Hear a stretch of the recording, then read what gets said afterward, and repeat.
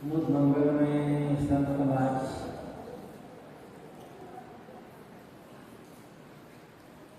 धर्मानुरागी सज्जनों श्रद्धा मूर्ति थे। सदगुरु कबीर का एक प्रसिद्ध सरल सा पद है, रिकॉर्डिंग में आप लोगों ने सुना होगा कई बार। आज हम उसी पर ही चर्चा करेंगे।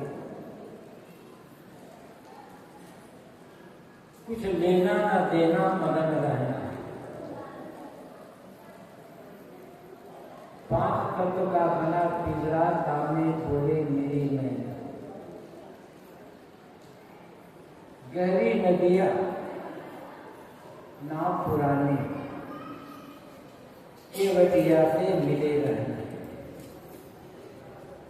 तेरा पिया तेरे मन में बसा है, खोल कर देखो नैना।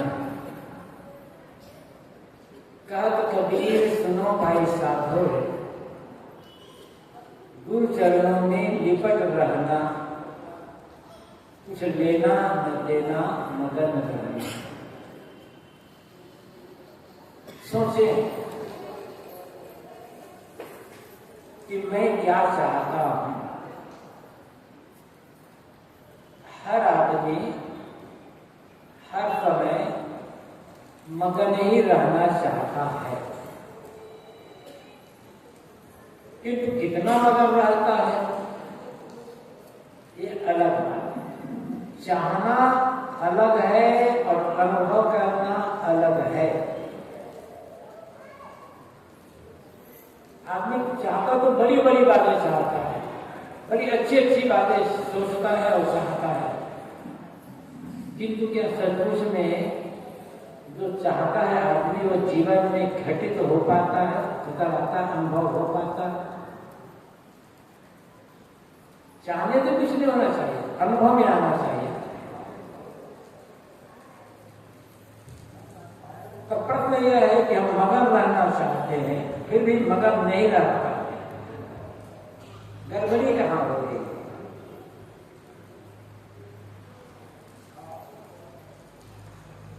दुख किसी को प्रिय नहीं है, कि होता क्या है, आदमी चाहता है सुख और मिलता है दुख।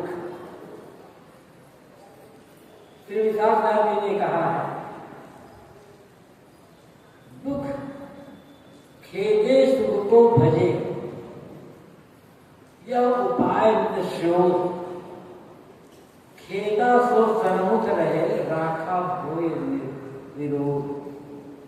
आदमी दुख को भगाना चाहता है, दुख पसंद नहीं है आदमी, किसी को भी पसंद नहीं है। अनाड़ी दलाड़ी आदमी हो वो भी दुख नहीं चाहता है। अपने अपने ढंग से हर आदमी दुख को दूर करने में लगा हुआ है और सुख को भजना। तो सुख कहां से सुख मिले, कैसे सुख मिले, किसमें सुख मिले, इसी की तलाश में आदमी भटकता है। लेकिन होता क्या है, जिस दुख को आदमी दूर करना चाहता है, भगाना चाहता, अपने बात भगना नहीं चाहता, वो दुख सामने बना रहता है। और जिस सुख का निरंतर जाप करता रहता है, वो सुख दूर दूर चला जाता है। यदि आदमी के जीवन में कोई दुख ना होता, कोई भी दुख ना होता, आदमी की सारी चाहनाएं पूरी हो जाती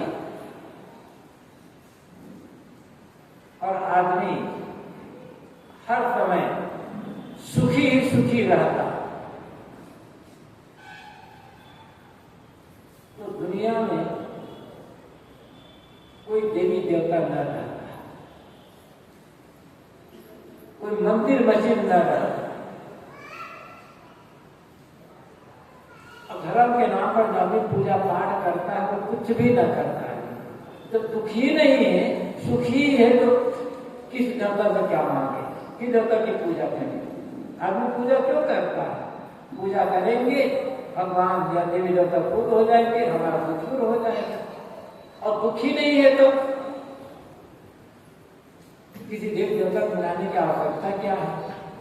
दुखी नहीं है तो पूजा पाठ हवन तर्पण करने की आवश्यकता क्या है? दुख है इसलिए दुनिया में देवी है, देवता है, भगवान है, भगवती है। दुख है इसलिए दुनिया में मंदिर, मस्जिद, गिरजा, गुरुद्वारा, मठ, आश्रम है और तमाम प्रकार के पूजा पाठ, नाम जप, हवन है। दुख न हो तब इसकी कोई जरूरत नहीं।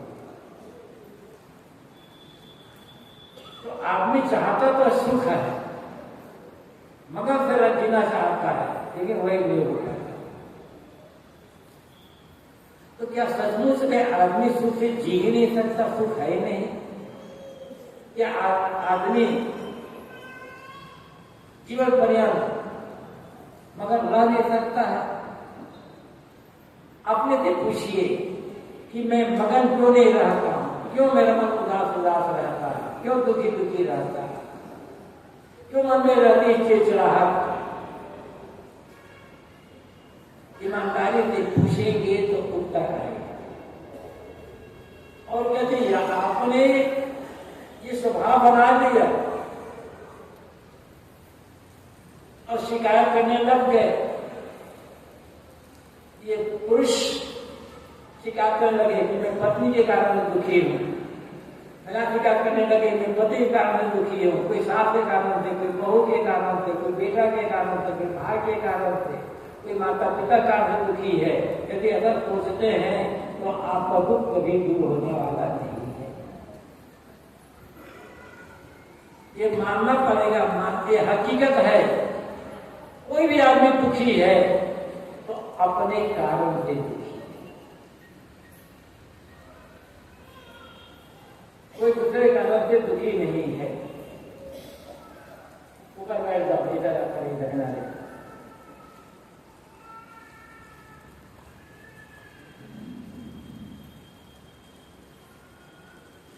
दूसरे लोग गाली दे सकते हैं, झगड़ा कर सकते हैं, निंदा कर सकते हैं, बुराई कर सकते हैं, आलोचना कर सकते हैं, काम बिगाड़ सकते हैं, आपके पैसे को छीन भी सकते हैं, किंतु दुखी होना है या नहीं होना है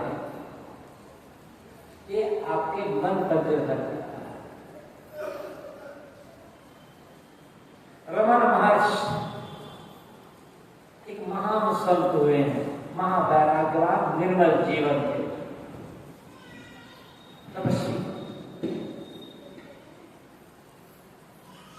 एक बार उनके आश्रम में कुछ चोर आए और आश्रम में जो संत थे उनकी पिटाई भी किए थे और रुपया पैसा और जो कुछ था सब बहुत कीमती चीज सबको ले गए। रमन महर्षि को भी 2-4 घंटे लगा दिए, लेकिन उनको ज्यादा चोट नहीं आई। दूसरे संतों को बहुत चोट आई। सुबह हुई, सब इकट्ठे हुए तो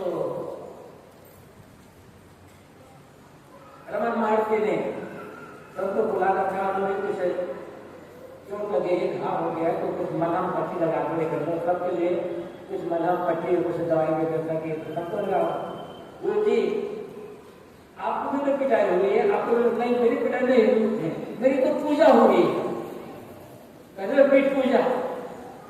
तो कहाँ पर होगा उसको? तो दुखी होना या नहीं होना है हमारी सोच पर निर्भर करता है। घटनाएं घटित होगी दुनिया में, यदि मन के विचार को हम सकारात्मक बना करके रखें, अब तो होना ही है। जो घटना घट गई वो तो घट ही गई। अब रोए चाहे हंसे, वो घटना तो घट गई। अब घाटा हो गया तो किसी मृत्यु हो गई, तो निंदा हो गई, तो अपमान हो गया, तो घटना घट गई ना। उसको याद कर करके सोच सोच करके दुखी क्यों होते हैं? अरे बात और समझने की है। लोग दुखी होते हैं, क्यों क्यों दुखी भाई? उन्होंने हमें गाली दी, बेटा ने गाली दे दी, पत्नी ने गाली दे दी, पति ने गाली दे दी, बहू ने गाली दे दी, भाई ने गाली दी, पड़ोसी ने गाली दे दी, किसी ने अमुक ने हमें गाली दी, इसलिए हमारा मन बहुत दुखी है। गाली देने से दुखी नहीं है, उस गाली को याद कर करके दुखी है। गाली से दुख मिलता तो जिसने गाली दी उसे तुम्हें दुखी हो गया, बस खत्म। एक क्षण में गाली दी तो कुछ सेकंड लगा गाली देने में, उतने सुने गाली उतने दुखी हो गए। अब उसको याद कर रहे हो बार बार, आपका याद करना आपको दुखी बना रहा है। याद मत करो तो कोई दुख नहीं है। गलत बातों को जितने याद रखोगे उतना दुखी रहोगे, और गलत बात को जितना जल्दी भुला दोगे दुख मन का दुख उतना खत्म हो जाएगा। तो दुख से बचना और सुखी रहना का एक बड़ा सरल साधन है। कुछ भी काम बिगड़ा, ठीक है बिगड़ गया, भुलाने की कोशिश करो, भुलाना आपको पड़ेगा। किसी भी गलत बात को, किसी भी गलत काम जितना याद रखते रहोगे उतना दुखी होगे। सुख शांति से जीने के लिए, प्रसन्नता से जीने के लिए, आनंद पूर्वक जीने के लिए, मगन होकर जीने के लिए आवश्यक है हर बुरी घटना को, हर बुरी बात को, हर गलत काम को जितना जल्दी हो सके भुला दीजिए। आजकल मेमोरी कैसे बढ़ाएं, इसके लिए तमाम टेक्निक है, तमाम उसके लिए कोचिंग हो जाए, उसके लिए लोग फिर देकर के लिए अपनी मेमोरी बढ़ाने जा रहे हैं। लेकिन कौन सी मेमोरी बढ़ाना चाहते हैं? यदि गलत बातों को याद रखते रहोगे तो जितनी मेमोरी बढ़ेगी उतना दुखी रह जाओगे। मेमोरी बढ़ाना ही है आपको तो अच्छी बातों को याद रखो, जो काम की बात है, पढ़ाई की बात है, उसको याद रखो, काम की बात अच्छी उसको याद रखो, बड़े बुजुर्गों ने अच्छी राय दी है उनको याद रखो, सत्संग में कहीं गए हैं वहां ज्ञान की बातें सुने हैं, जीवन को कैसे जीने की बातें सुने हैं उनकी याद रखो। लेकिन उनकी याद नहीं रख पाते हैं। मैं ये कह रहा था कि कोई हमें दुखी नहीं बना सकता है, कोई तो हमें दुख दे नहीं सकता है। दुख भीतर से पैदा होता है, गलत सोच के कारण, अहंकार के कारण, और उस गलत काम से, गलत बात से, किसी से हम जितना जोड़ कर रखेंगे अपने आप उतना दुखी होंगे। और जोड़ना बंद कर दे दुख खत्म हो जाएगा। तो आदमी चाहता है मगन से रहना, साहब कहते हैं कुछ लेना न देना, मगन रहना,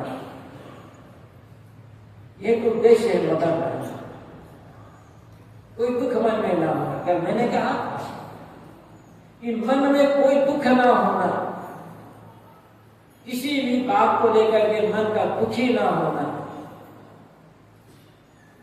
मन से दुख का खत्म हो जाना, जीते जी मुक्ति का अनुभव करना है। मुक्ति का अर्थ ही होता है छुटकारा। किसे छुटकारा? दुख से छुटकारा, बंधन से छुटकारा। किसी गलत बात को याद कर रहे हो मतलब बंधन है, तो गलत बात को याद कर तो बंधन कट गया, तो दुख भी कट गया। तो जीते जी मन के दुख का खत्म हो जाना, ये जीते जी मुक्ति का भोजन है। और ये करना पड़ेगा हमें। साहब ने कहा जियत न करे हो, मुँह का तरी हो, जीते जो न करे। तुम जीते जी नहीं करे हो और सोचेंगे कि मरने के बाद मुक्त हो जाएंगे, तो धोखा है। मरने के बाद मुक्त हुआ कितने देखा है। ये सब कबीर का ज्ञान हमेशा नगर ज्ञान होता है। कहते हैं संतो जीवत ही करो आशा, मुए मुक्ति गुरु कहे स्वार्थी, झूठा दे अहंकार। जीते जी आशा करो मरने के बाद मुक्ति मिलेगी, ये झूठे गुरु लोग कहते हैं। किसी बात पर विश्वास मत करना, जीती जी करना। अब रास्ता यही है, जो कुछ गलत हुआ है पहले उनका त्याग, मतलब उन्हें भुलाने की कोशिश। हम लोग पापा आते हैं, कुछ लेना ना देना मगन रहना। कभी कभी कहते तुम मगन रहना चाहते हो ना, प्रसन्नता से जीना चाहते हो, तो बड़ा सरल उपाय है। धन नहीं चाहिए, पद नहीं चाहिए, प्रतिष्ठा चाहिए, विद्या नहीं, बड़ा परिवार नहीं चाहिए,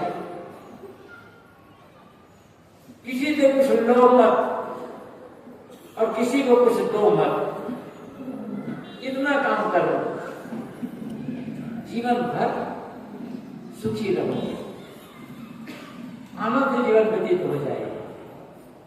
अब क्या नहीं लेना है और क्या नहीं देना है, ये बात समझने की।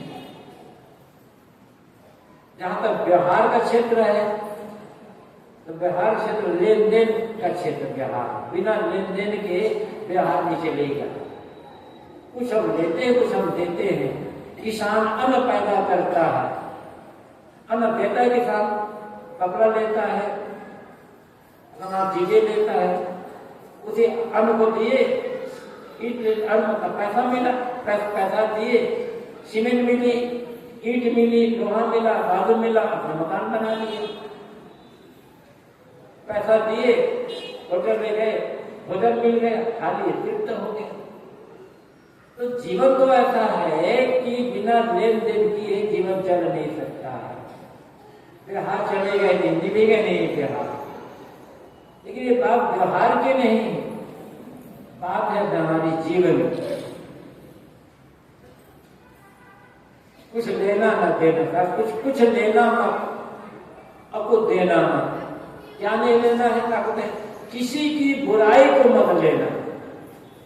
हर आदमी में गलतियां और हर आदमी में अच्छाइयां। दुनिया में एक भी ऐसा आदमी नहीं मिलेगा जिसमें केवल बुराई ही बुराई हो, गलती ही गलती हो। बुरे से बुरे आदमी में, एक चोर में भी कुछ अच्छाई है, एक डाकू में भी अच्छाई है, कुछ ना कुछ। कितने ऐसे डाकू होते हैं, धनवानों को लूटते हैं और गरीबों में बांट देते हैं, गरीबों की रक्षा करते हैं। लूटना गलत है, लेकिन उनका गुण क्या है? लूट के माल को गरीबों की सेवा में लगा देना, गरीबों की रक्षा करना।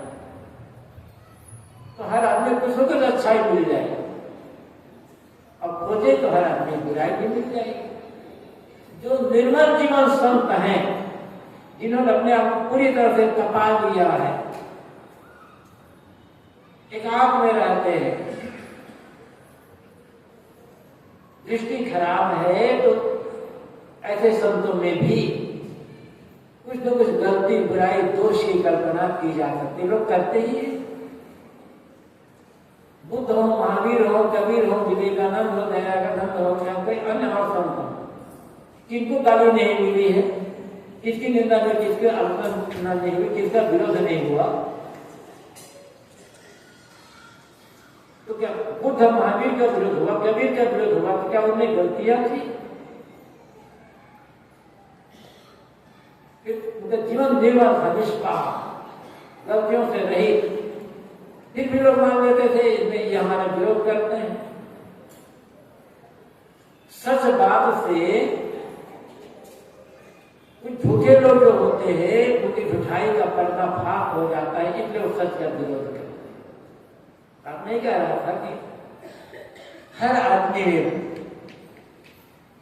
अच्छाई और खोजेगा हर आदमी बुराई भी।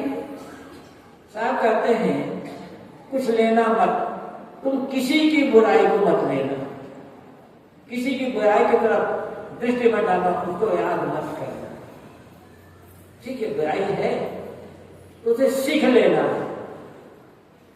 जब इसने ऐसी गलती की तो ऐसा कर, इसे दुख मिला, सजा हुई, मुझे ऐसी गलती नहीं करना है। अब परिवार में जहां रहते हैं, कोई आदमी बराबर गलती कर रहा है तो उसे समझाना होता है, और समझाना अलग बात है। कभी प्रेम से समझाया जाता है, कभी डांट कर भी समझाया जाता है, लेकिन उसकी बुराई की नकल करते रहे, उसकी याद करते रहे तो हमारा मन तो खराब हो जाएगा। अपने घर में और बाहर मत जाइएगा, अपने घर में ही देखें। सुबह उठे और घर के लोगों की याद करें, चाहे वो माँ हो, पिता हो, पत्नी हो, पति हो, सास, बहू, भाई, भाभी, ननद, भावक, जो भी बेटा बहू, कोई घर में जिसकी याद आ जाए, जिसकी याद, उनकी बुराई को सोचो, उसमें ये बुराई, उसमें ये बुराई, उसकी याद करो रोज। 6 महीने भी नहीं बीत पाएगा, आपको लगेगा मेरा घर तो नरक है, यहाँ घर में तो राक्षस लोग रहते हैं, लगेगा कि आत्महत्या कर लिया, घर छोड़कर कहीं चले जाते। क्यों ऐसा हो रहा? बुराई देखने की जो प्रवृत्ति देते, एकदम मन इतना बुरा बन गया, इतना कटु बन गया, इतना खराब हो गया मन, लगेगा सब कुछ गलत ही है। लेकिन उसी घर में रह करके आप जितने भी लोग हैं घर में, छोटे बड़े, सबके छाय को याद करो। पति हो, पत्नी हो, माता पिता हो, बेटा बहू, भाई भाभी हो, किसी जितने भी हैं सबके छायों को याद करता, छायों याद करते रहो। तो क्या मेरा लगेगा कि अरे मेरे घर में तो देवी देवता लोग रहते हैं, मेरा घर तो स्वर्ग है। घर को नरक बनाना और घर को स्वर्ग बनाना आदमी की दृष्टि पर निर्भर करता है। अपने घर को स्वर्ग बनाकर रखना चाहते हो, नरक बनाकर रखना चाहते हो, तनाव में, डिप्रेशन में जीना चाहते हो, या प्रसन्नता से, आनंद से उल्लसित होकर जीना चाहते हैं, ये निर्णय आपका है। जैसा निर्णय लेंगे वैसा ही आप अपने घर को या परिवार को नरक भी बना सकते हो, स्वर्ग भी बना सकते हो। यदि लगता है कि परिवार को नरक बनाना अच्छा है तो बुराइयों की याद करना शुरू करें, उनके परिवार को देखना शुरू करें, और लगे नहीं ये तो बहुत गलत हो जाएगा। घर में मेरे अपने मन में अब लोगों के मन में आनंद धारा बहते रहना चाहिए, सब मन एकदम चेहरा खिला हुआ होना, मन खिला हुआ होना चाहिए। तो बस उनकी अच्छाइयों को याद करो, उसी की चर्चा करो, उसी को देखो, पूरा आनंद बिना पैसे के आनंद, सुख, प्रसन्नता, मगन, कुछ भी नाम ले लो, शांत, बिना पैसे के मिलते हैं ये सब। इन्हें पैसे से खरीदा नहीं जा सकता है, और अभी बाहर नहीं है, हमारे और आपके हर आदमी के भीतर है। बाहर सुख खोजोगे, कितना भटकोगे, सुख कहीं नहीं मिलेगा। चीजें मिलेगी, अब विश्वास ना हो तो 10 लाख रुपया, 50 लाख रुपया, जितना आपका पैसा हो उतना पैसा ले लो, और बड़े बड़े शहरों में जाकर के, बड़ी बड़ी दुकानों में जाकर दुकानदार से कहो भैया ये 20 लाख रुपया ले लो, मुझे एक छटा सुख तौड़ करके दे दो। ये 20 लाख रुपया ले लो, मुझे 10 ग्राम प्रेम तौड़ कर दे दो, मुझे प्रेम चाहिए, प्रेम पाने के लिए मैं भटक रहा हूँ, ये 20 लाख रुपया है, मुझे प्रेम दे दो 10 ग्राम। दुकानदार कहेगा पागल हो गया क्या?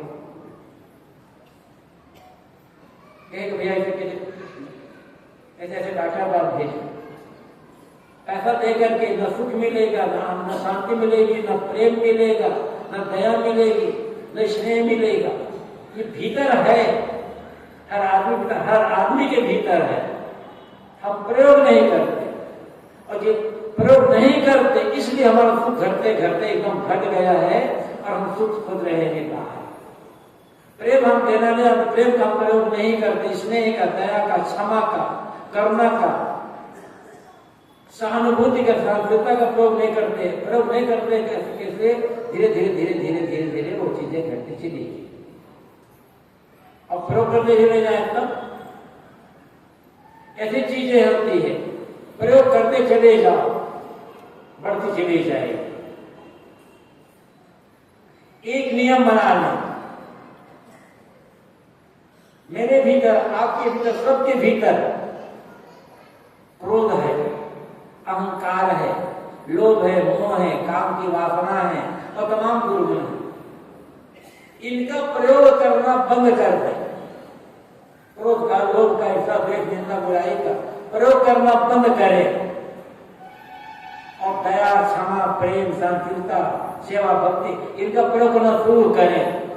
जहां है वही जीवन आनंद से परिपूर्ण हो जाएगा।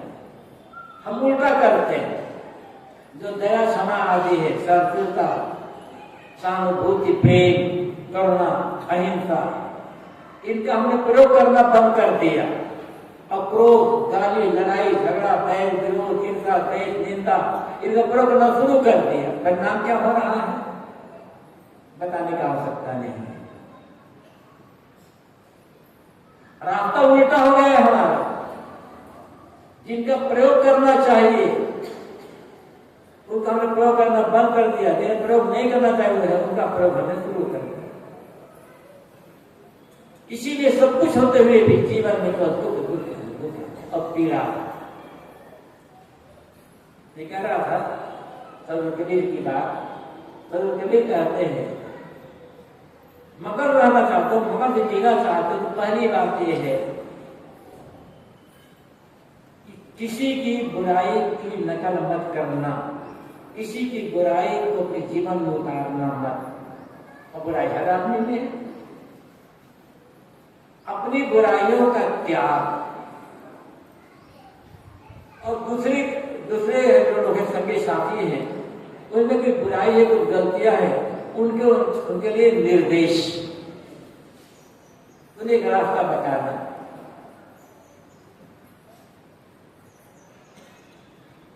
और उनकी बुराइयों को याद न करते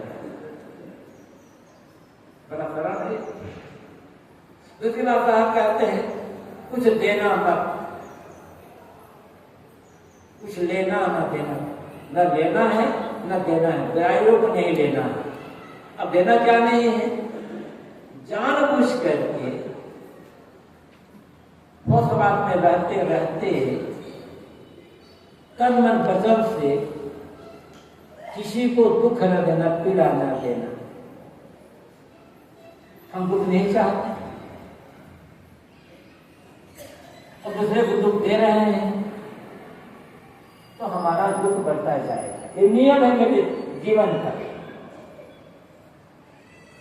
बाहर का जो गणित होता है उसका नियम अलग होता है।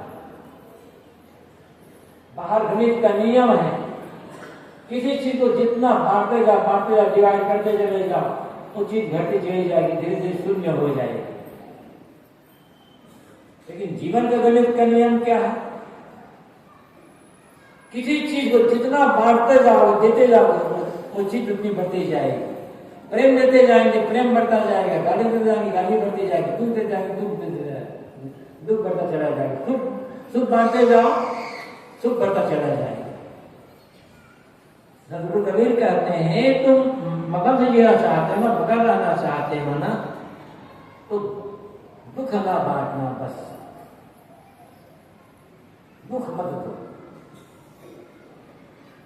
अनजान में भूल होगी तो सुधार हो जाएगा।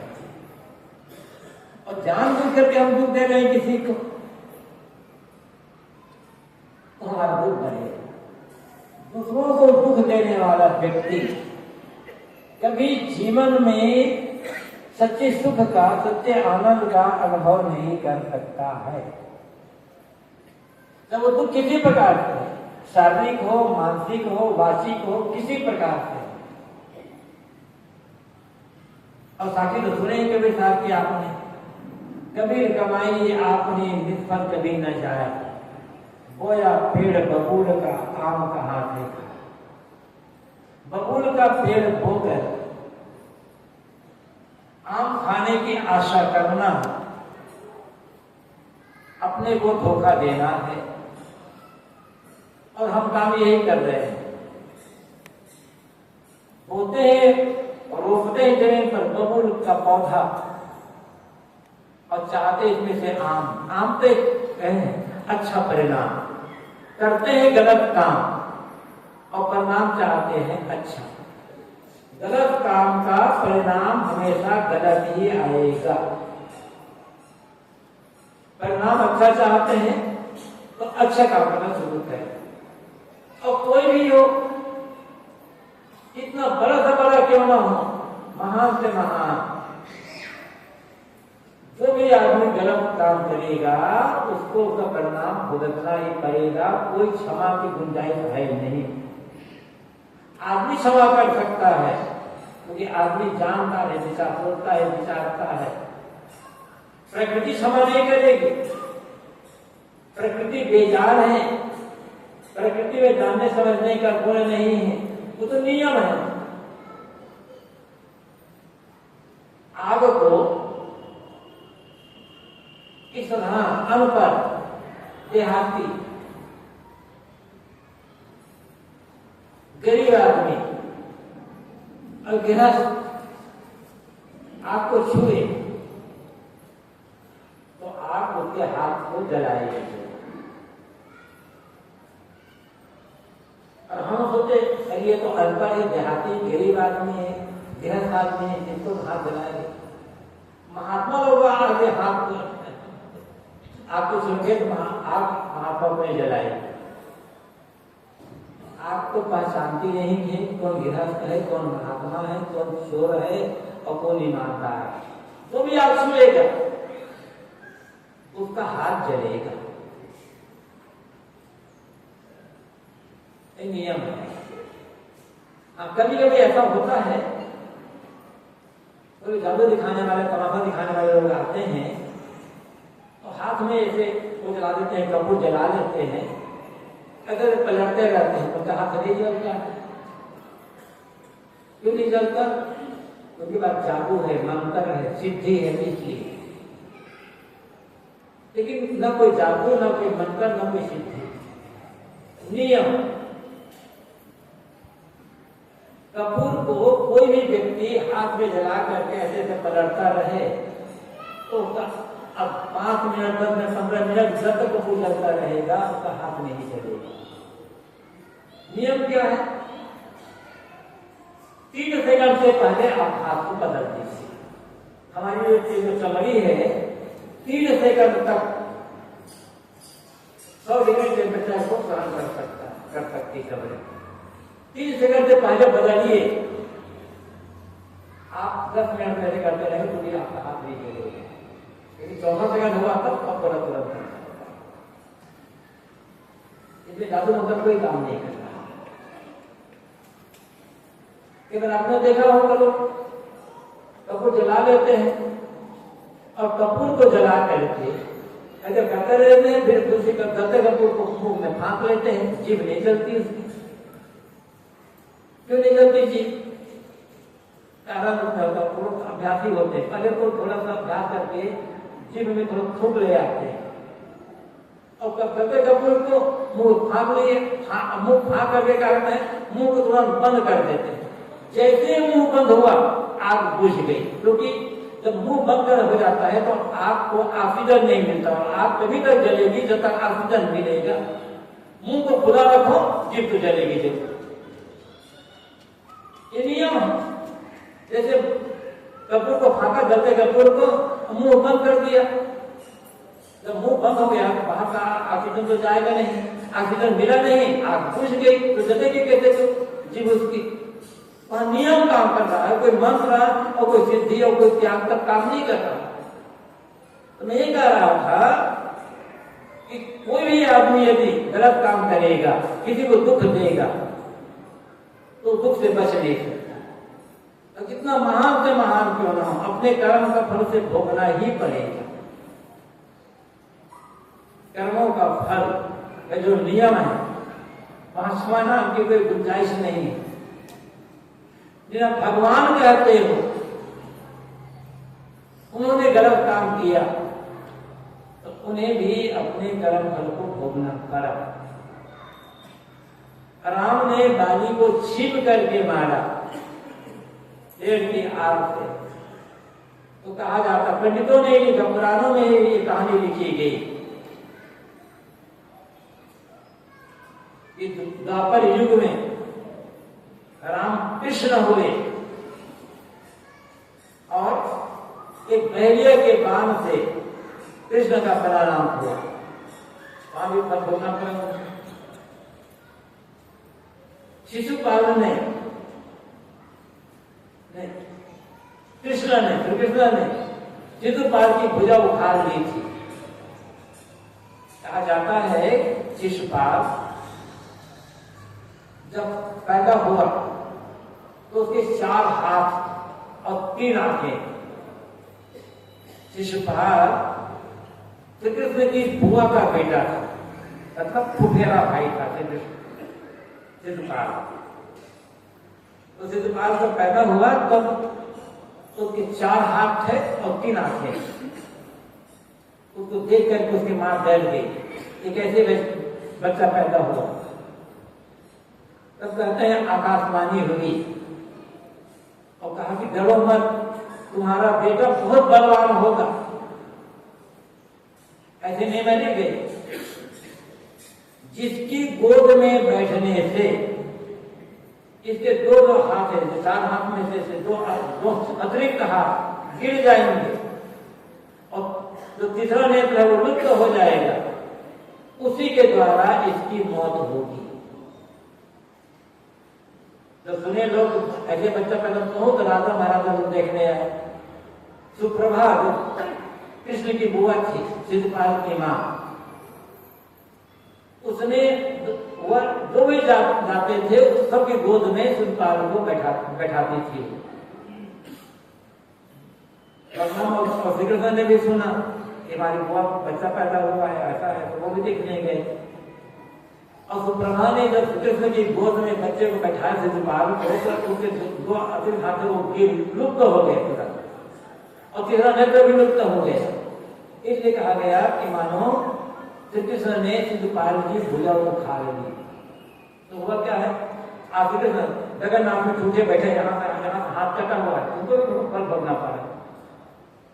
मतलब ये पंडितों ने ही कहा, बात यहाँ पर मैं ये कर रहा था तो कबीर की बात, मगन रहना चाहते हो तो जानबूझकर किसी भी बात के लिए किसी भी व्यक्ति को किसी प्रकार से दुख मत देना। दुख दोगे तो दुख मिलेगा, फिर न कोई पूजा काम आएगी, न पाठ काम आएगा, कुछ काम नहीं आएगा। दुख देना मत। हमारे साथ, आपके साथ दूसरा आदमी कैसा व्यवहार कर रहा है वो जाने, वो गलत कर रहा है, गलत है, लेकिन अपने मन को खराब क्यों करना, अपने जीवन को खराब क्यों करना है। वो गलत करेगा तो उसका जीवन बिगड़ेगा, हम गलत करेंगे हमारा जीवन बिगड़ेगा। चाहे पैसे के लिए गलत काम करें, चाहे पद के लिए, चाहे प्रतिष्ठा के लिए, चाहे किसी के लिए। और सबसे बड़ा भजन क्या है, सबसे बड़ा धर्म क्या है, किसी को जानबूझ करके दुख न देना। अहिंसा परमो धर्म कहा गया है। परम धर्म क्या है, अहिंसा। अहिंसा को छोड़ करके किसी और के लिए नहीं कहा कि सब तो परमो धर्म नहीं कहा गया, क्षमा परमो धर्म नहीं कहा गया। अहिंसा, अहिंसा में क्षमा अपने आप आ जाएगी, अहिंसा में प्रेम अपने आप आ जाएगा। अहिंसा का मतलब क्या होता है, तन मन वचन से किसी को किसी प्रकार की चोट न पहुंचाना। लाठी से, डंडा से मार दिए, पत्थर फेंक कर मार दिए, तीर तलवार से मार दिए, बंदूक से मार दिए, हत्या कर दिए, ये तो हिंसा है। किसी की बुराई की, निंदा की, गाली दी, कटु कहे, ये भी हिंसा है, ये वाणी की हिंसा है। एक हिंसा तन की होती है, हाथ पैर से मारना और हाथ पैर से पत्थर से या किसी से मारना, ये तन की हिंसा। वाणी की हिंसा, गाली, निंदा, बुराई, आलोचना, कटु कहना, गलत रास्ता बताना, झूठ बोलना, ये सब वाणी की हिंसा है। किसी के लिए बुरा सोचना, उसका ऐसा काम बिगड़ जाए, उसका बेटा मर जाए, उसका ये मर जाए, उसको सुनाना, ये मन की हिंसा है। और ये हिंसा करके हमारा मन कलुषित नहीं हो सकता है, हम सुखपूर्वक जीवन जिए नहीं सकते। तो धर्म क्या है? अहिंसा। और अहिंसा करते क्या है? जानबूझकर कर्म वचन से किसी को पीड़ा न पहुंचाना, किसी को चोट न पहुंचाना। मान्यता आपकी चाहे सो, जीवन में अहिंसा की आवश्यकता पदे पदे होती है। हिंसा से समाज नहीं चलेगा, हिंसा से परिवार नहीं चलेगा। हिंसा जहां भी होगी, किसी नाम पर हिंसा होगी, वहां बिगाड़ होगा ही। सदगुरु कबीर कहते हैं, मगन रहना चाहते हो पश्चाताप से, मानसिक वेदना से, तनाव से, चिंता से बचना चाहते हो, तो तन मन वचन से जानबूझकर किसी को तकलीफ दुख मत देना, बस इतना करना। फिर पूजा करो या ना करो, कोई फर्क पड़ने वाला नहीं। पूजा करते अच्छी बात, लेकिन पूजा का फल होता है मन का सरल कोमल विनम्र बनना।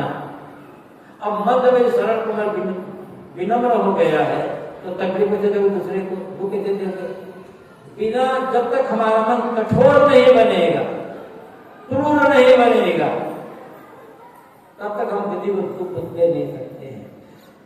गाली ये भी मन के प्रकार से क्रूरता है, क्योंकि गाली देकर हम किसी को चोट पहुंचाना चाहते हैं। निंदा भी एक प्रकार की क्रूरता है, हिंसा है निंदा करना, क्योंकि निंदा करके हम सामने वाले व्यक्ति को चोट पहुंचाना चाहते हैं। ऐसे हो गए तो जब तक मन कठोर नहीं होगा, क्रूर नहीं होगा, तब तक किसी के लिए गलत बात सोचना संभव है। अच्छा, सोच करके फिर नुकसान तो हमारा हो जाएगा। तो पूजा का फल है मन का सरल कोमल विनम्र बनना। पूजा भी कर रहे हैं, झगड़ा भी कर रहे हैं, पूजा भी कर रहे हैं, गाली भी बक रहे हैं, पूजा भी कर रहे हैं, रात दिन तक चुगली में पर पड़े हुए हैं, पूजा भी बराबर कर रहे हैं, झूठ पर झूठ बोलते चले जा रहे हैं, पूजा भी कर रहे हैं, दूसरों के लिए गलत सोच रहे हैं, उसका ये बिगड़ गया, उसका वो बिगड़ गया। कहाँ पूजा हो रही है? दिखावा, धोखा। यदि पूजा करने के साथ साथ किसी गाली दे रहे हो, निंदा कर रहे हो, बुराई कर रहे हो, कुछ झूठ बोल रहे हो, तो जिंदगी में पूजा करते रहना, जिंदगी में मंदिर में बैठे रह जाओ, कोई देवता कोई भगवान खुश होने वाला नहीं है। और यदि मन सरल कोमल विनम्र बन गया है, किसी के मन में करुणा का भाव नहीं है, क्रूरता का भाव नहीं है, सबके लिए मन में सेवा का भाव है, आदर सम्मान का भाव, सबके ही चिंतन कर रहे हैं, तो मंदिर जाकर आवश्यकता नहीं है। आपका घर ही मंदिर है, जहां पर वहां मंदिर है। इसलिए मैंने कहा कि मगन रहना, प्रसन्नता से जीना दुनिया में सबसे सरल काम है, सबसे सरल। और काम में पैसा लग जाएगा, लेकिन मगन रहने के लिए पैसा की आवश्यकता नहीं है।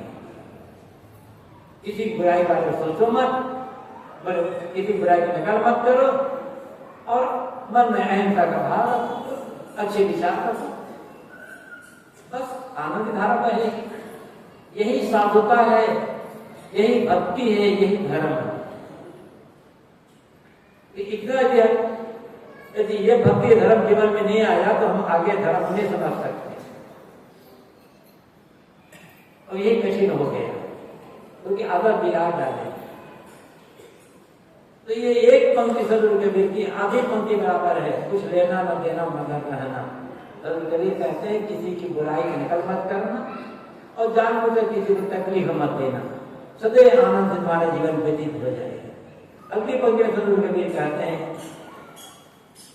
5 तत्वों का बना पिंजरा ताबे बोले मेरी मैना। एक पिंजरा है जो 5 तत्वों से बना हुआ है, उसमें मैना बैठी बोल रही है। और वो मैना कब तक बैठी रहती है? वर्षों वर्षों तक बैठी रहती है। वो पिंजरा क्या है? हमारा जो शरीर है यही पिंजरा है। मिट्टी, पानी, आग, हवा, आकाश, इन 5 तत्वों से ये पिंजरा बना हुआ है। लेकिन ये पिंजरा सच नहीं है। आज में ये पिंजरा है, कल ये पिंजरा नहीं रहने वाला है। समझ में, ये पिंजरा हम नहीं है। हम पिंजरा में रहते हुए पिंजरा से अलग हैं। उसी से हमने हम मैना कहा है। आप उसे जीव कर सकते हैं, आत्मा का चेतन का हंस कर सकते हैं। जब शरीर छूट जाता है तो लोग कहते हैं भैया जिस नाता था, रिश्ता था, वो तो चला गया, अब तो हंसा उड़ गया। उसी हंसा को आपने मैना था। वो कौन है? आप शरीर को मां मानते हैं, शरीर को पिता मानते, शरीर को पत्नी, शरीर को पति, शरीर को गुरु मानते हैं। कौन है गुरु? यदि शरीर गुरु है तो शरीर तो पड़ा हुआ है। शरीर पति है तो है, शरीर पत्नी है तो शरीर तो पड़ा हुआ है। क्यों रोते हो? शरीर बेटा है तो बेटा तो शरीर तो पड़ा हुआ है। मानव ने, गोस्वामी जी ने राम से कहा कि यही करवाया है ना, कहा तुम शरीर को क्या मानते हो? अभी शरीर को मानते हो, शरीर सामने पड़ा हुआ है।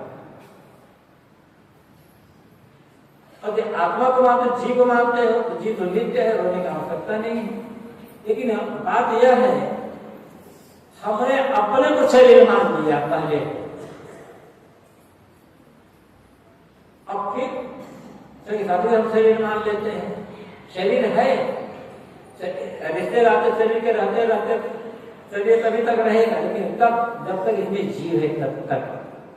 और जीव निकल गया तब न माँ रहती है, न पिता रहता है, न पत्नी पत्नी रहती है, न पति पति रहता है, न बेटा बेटा रहता है, न गुरु गुरु रहता है। भैया मिट्टी पड़ी है, ये मिट्टी है और तो शरीर मुर्दा है। हम लोग मुर्दा को लेकर ढो रहे हैं। इसमें जी के रहते रहते तक इसकी कीमत है, और जी निकल गया तब इस मुर्दे की कोई कीमत नहीं।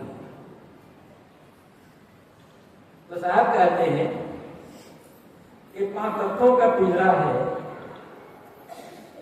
तुमने इस पिंजरे को सच मान लिया, और जितना पिंजरा हम सच मानते हैं उतने इस पिंजरे को संवारने का काम करते हैं। मजबूरी है, खाना पीना, कपड़े पहनना, दवाई आदि प्रयोग करना, ये मजबूरी है। लेकिन देहाभिमान में पड़ करके बहुत ठाट करना, फैशनबाजी करना, ये किसे बताता है कि हमारी बुद्धि सिर्फ शरीर तक ही सीमित है। शरीर से ऊपर हम उठे ही नहीं हैं, और शरीर भाव से जो ऊपर उठा नहीं है, तो धर्म को क्या समझ, सत्ता को क्या समझ पाएंगे? मैंने कहा था कि शरीर की व्यवस्था करना मजबूरी है हमारी, लेकिन इस शरीर में रहते रहते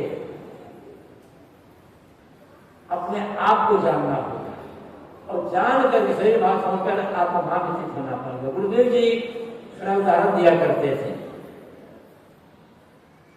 जैसे कोई आदमी कहीं दूर एक प्लाट खरीदा, और प्लाट खरीद करके उसे मकान बनाना चाहता है। जगह थोड़ी दूर है, सुल्तान पर है, तो ईंट, बालू, सीमेंट, लोहा आदि तो गिरवा दिया गया है। तो कोई रिश्तेदार न ले या काम प्यारे न लेकर आदमी पहले वहीं पर ही एक छोटी सी झोपड़ी बना दे, कच्ची झोपड़ी बना दे, घास की, फूस की, ईंट की, ऐसे एक कच्ची झोपड़ी बनाता है और उस झोपड़ी में बनाकर झोपड़ी में रह करके मकान बनवाता है। अगर मकान बनकर तैयार हो गया, उसमें रहने लग गया, तब उस झोपड़ी को तोड़ करके फेंक देता है, क्योंकि अब उसकी आवश्यकता नहीं है। उस झोपड़ी की आवश्यकता कब तक थी? जब तक वो मकान नहीं बना था तब तक। अब मकान बनकर तैयार हो गया, रहने लायक हो गया और रहना शुरू भी हो गया, तो झोपड़ी की आवश्यकता नहीं है। ऐसे ही हमारे जो शरीर है एक झोपड़ी है, कच्ची झोपड़ी है। तो करना क्या है?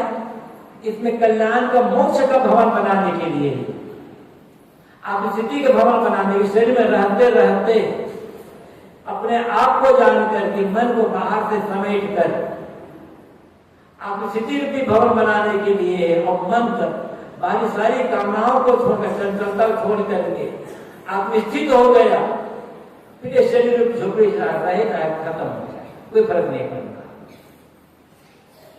तो शरीर है, जब तो पक्का मकान नहीं बना है तब तो जो झोपड़ी है उसकी भी व्यवस्था करनी पड़ती है, उसकी देखभाल करनी पड़ती है, सब कुछ करना पड़ता है। अब मकान बन गया तब छोटा फेंक देना जाता है। ऐसे ही जब तक इस शरीर में रहते हुए कल्याण का काम नहीं हुआ है, आत्मस्थिति नहीं, स्थिति नहीं हुई है, आत्म साक्षात्कार या ब्रह्म साक्षात्कार नहीं हुआ है, तब तक इस शरीर की व्यवस्था करना है भोजन पाने की।